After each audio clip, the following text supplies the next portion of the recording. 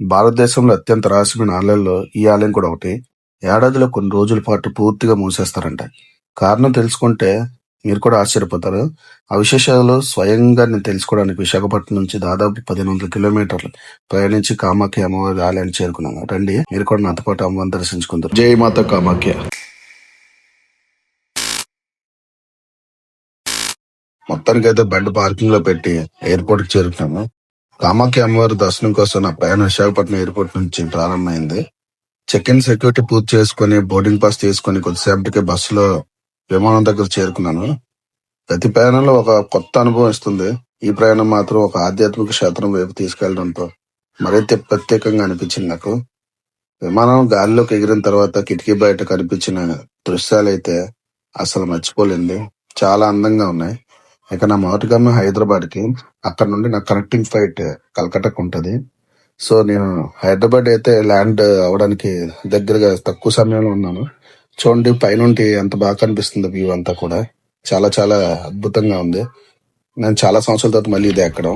ఇప్పుడే మన Vizag to Hyderabad reach అయ్యాను. ఇప్పుడే జస్ట్ ఇక్కడ నుండి మన కలకట్టాకి క్యాచ్ చేయాలి ఇంకో ఫ్లైట్.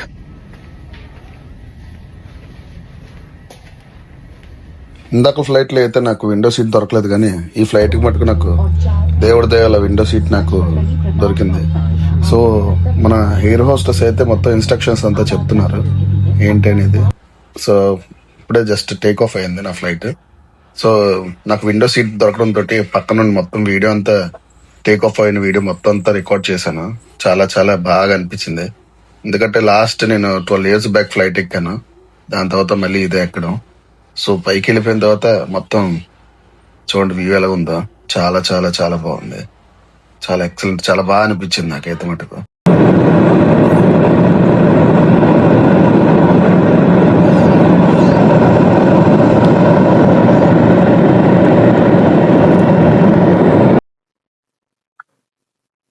కలగడ వచ్చామా?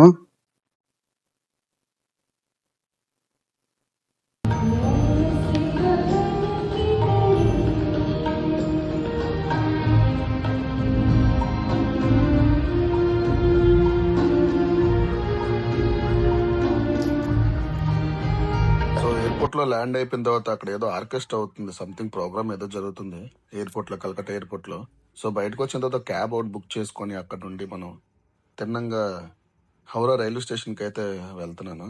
హౌరా రైల్వే స్టేషన్ లోని సుమారుగా మనకి 6:20కి ట్రైన్. చూసారు కదా, ఇదే హౌరా బ్రిడ్జ్ అనమాట. బ్రిటిషర్స్ కట్టింది. ఇప్పటికీ చెక్కు చెదరకుండా చాలా గట్టిగా స్ట్రాంగ్ గా నిలబడి ఉంది. కలకట్టాకి ఇది ఒక మంచి పేరు తెచ్చిందిగా మిగిలిపోద్ది చరిత్రలో. సో ఇక్కడ మనకి ఇప్పుడు హౌరా రైల్వే స్టేషన్కి అయితే వచ్చేసాను. హౌరా రైల్వే స్టేషన్ ఇదే హౌరా స్టేషన్ అనమాట. సో ఇక్కడ నుండి మనకి 8వ నెంబర్ ప్లాట్ఫామ్లోనే, అందులోనే మనకి 6:20కి ట్రైన్. సో కోచ్, మన కోచ్ ఇది వందే భారత్. ఇక్కడ నుండి మనం గౌహతికి వెళ్తాం. గౌహతి ఎర్లీ మార్నింగ్ 8కి అలా చూపిస్తుంది డెస్టినేషన్ రీచింగ్. సో ఇదే మొత్తం అంతా ఆటోమేటెడ్. చాలా చాలా నీట్గా ఉన్నాయి. మనం ఇప్పుడు ఎక్కింది 2nd క్లాస్ అనమాట. సో ఇదే నాకు అప్పర్ బర్త్ వచ్చింది. అప్పర్ బర్త్ రావడంతో మార్నింగ్ అయిపోయింది, పడుకున్నాను. నైట్ పడుకొని బాగా టైర్డ్ అయిపోవడంతో పడుకొని లేచిన తర్వాత మార్నింగ్ మనకి ఉదయాన్నే ఒక కాఫీ ఒకటి ఇచ్చారు కాంప్లిమెంటరీ. మనకి ఇది కాంటినెంటల్ది క్యాపిచినో, అలాగే బిస్కెట్ ఒకటి ఇచ్చారు. బిస్కెట్ నెక్స్ట్ ఒక కేక్ కూడా ఇచ్చారనమాట, ఒక 1 cup కేక్. కాఫీ అయితే చాలా బాగుంది నీట్గా. కాఫీ తాగేసిన తర్వాత సో ఇంకా టైం 7:30 అలాగే అరౌండ్ అయ్యింది. సో గువాహతిలో దిగిపోయిన తర్వాత గువాహతి నుండి మనం డైరెక్ట్గా ఒక రూమ్ బుక్ చేసుకున్నాం. సో చూసారు కదా, ఇది బ్రహ్మపుత్ర నది అనమాట. ఈ బ్రహ్మపుత్ర నది ఇక్కడ కూడా కొత్తగా బ్రిడ్జ్ కన్స్ట్రక్షన్ చేస్తారు, చాలా పెద్దది. ఎర్లీ మార్నింగ్ చాలా హ్యూమిడిటీ ఉన్నా కూడా ఇక్కడ ఎక్కువ శాతం ఏంటంటే మబ్బుగా అనిపించింది. చలి ఉంటుంది అనుకున్నాను, కానీ ఇక్కడైతే ఏం చలి లేదు. సో చూసారు కదా బ్రిడ్జ్, ఇక్కడ 3 ways లాగా ఉన్నది బ్రిడ్జ్. ఇది చాలా అద్భుతమైన బ్రిడ్జ్ అనమాట. ఇది కూడా చాలా గట్టిగా స్ట్రాంగ్ కట్టారు. ఇది మొత్తం అంతా అవుట్ సైడ్ లుక్ అనమాట. స్విమ్మింగ్ పూల్ అంటే మన రూమ్ నుండి ఫస్ట్ ఫ్లోర్కి వచ్చేసరికి ఇలాగ బయట అలాగా స్విమ్మింగ్ పూల్, నెక్స్ట్ కారిడార్ మొత్తం అంతా చాలా బాగుంది. హోటల్ అయితే ఎక్సలెంట్గా ఉంది. అరిస్టా బై అంబిషన్ అనే హోటల్ ఎక్సలెంట్, చాలా చాలా బాగుంది, నాకైతే నచ్చింది హోటల్.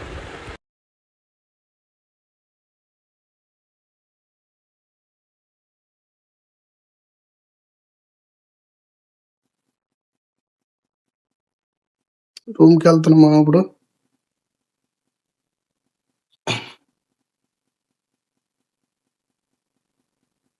సో ఇదే మన రూమ్ ఇప్పుడు అనమాట, 2016.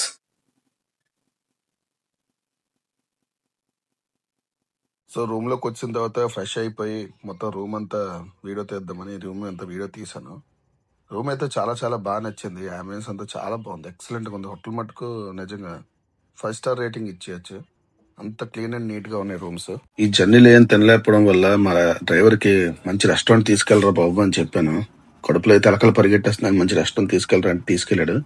ఇది మొత్తం టూరిస్టులు చాలా మంది ఇక్కడికి వచ్చి తింటారు అనేసి మనోడు చెప్పాడు. కాకపోతే నాకు ఇక్కడ ఏమనిపించిందంటే, ఇక్కడ ఇందులోనే ఏంటంటే పావురాలు, నెక్స్ట్ బాతులు, నెక్స్ట్ పంది, ఇవన్నీ తింటారనేసి మొత్తం అంతా ఇందులో ఉన్నది మొత్తం మెనూ కార్డ్ లో. అది చూసి షాక్ అయిపోయాను. ఇదేంట్రా అయితే? అరే నీ అబ్బా, అరే లివర్కు పైన నిప్పు, అరే నీ అబ్బా జఫా. సో ఇవైతే ఫుడ్లో ఎందులోని కలవు కదా అని అడిగేసి మన బాయ్ తోటి మొత్తం మాట్లాడేసిన తర్వాత ఒక వెజ్ థాలీ చెప్తున్నా, ఎందుకు వచ్చిన బాధలు రా బాబు అనేసి. సో వెజ్ థాలీ వస్తుంది. असमी का इतना ज्यादा है नींबू हमारा तो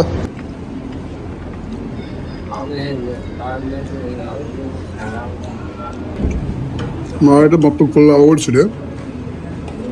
మొత్తం గిన్నెని ఖాళీ చేస్తుంది మనడైతే. బాగుంది ఫుడ్,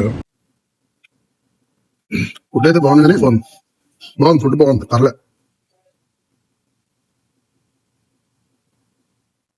ఇది పచ్చడి, ఇది సేమ్ మన ఇంట్లోనే మన హోటల్ మన ఏరియా సైడ్ ఎలా ఉంటుందో సేమ్ హోటల్లో అలాగ ఉందో అలాగే ఉంది పచ్చడి, బాగుంది.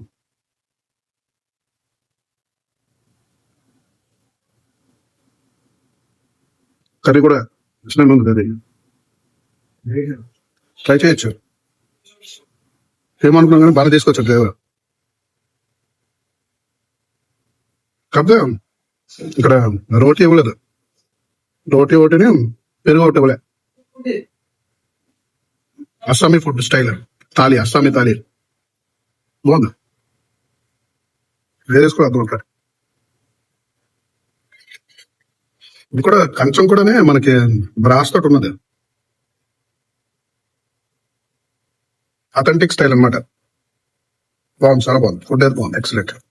నిమ్మకాయలు ఒకటి ఎంత కూడా ఉన్నాయి, నిమ్మకాయ ఇది ఎలా పోసా, పెద్ద నిమ్మకాయ.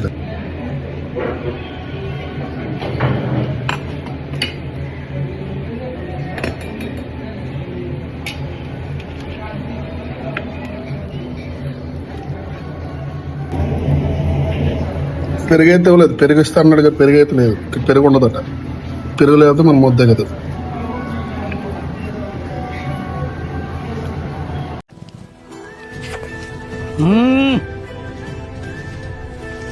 जंपर में बंपर सुपर टेस्ट.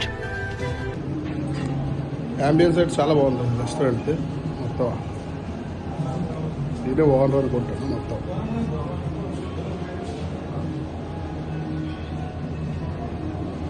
అంబియన్స్ బాగుంది, ఫుడ్ క్వాలిటీ కూడా బాగానే ఉంది.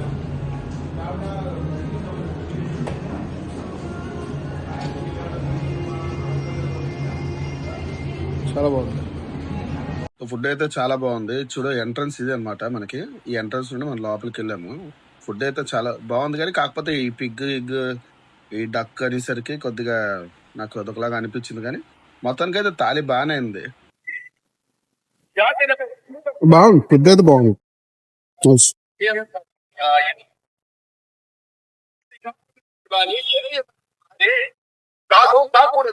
స్టార్ట్ అయిపోయి ఘాట్ లాగా ఉంటుంది అనమాట, అమ్మవారి టెంపుల్కి వెళ్ళే దారిలోనే.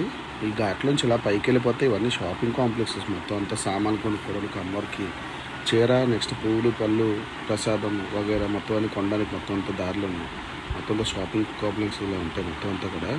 సో మనం అక్కడికి ఉండి మనం అమ్మవారి టెంపుల్కి వెళ్ళే దారిలోనే మనకి ఇక్కడ ఇప్పుడైతే మటుకు ప్రస్తుతానికి మనకి 16 తారీఖు నుండి ఉత్సవాలు ఏవో స్టార్ట్ అయ్యాయి.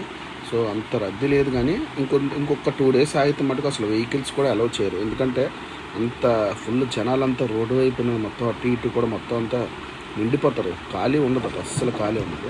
ఇదే ఎంట్రన్స్ అన్నమాట అమ్మవారి టెంపుల్కి వెళ్ళడానికి.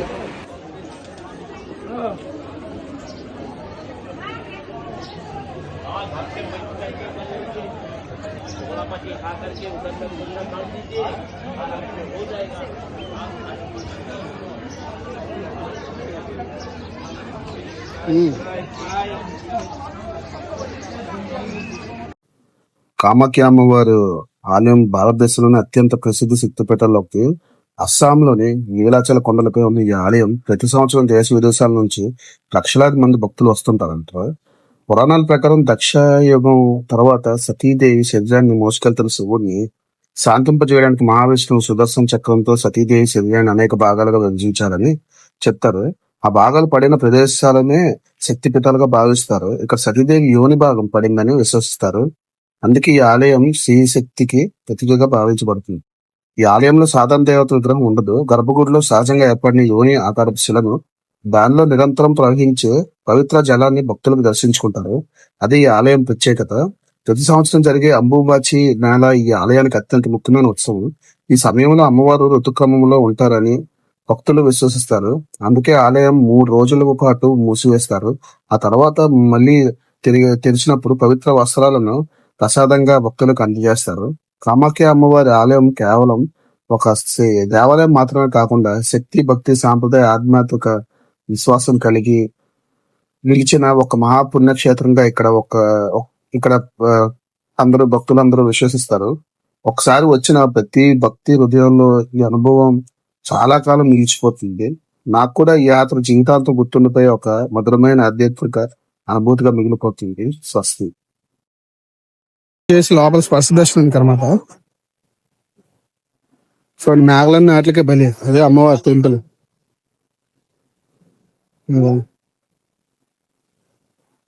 3,000 రూపాయలు దర్శనంకి తీసుకున్నారు, ఛార్జ్ చేశారు. లైన్ అలా అక్కడ ఉంది.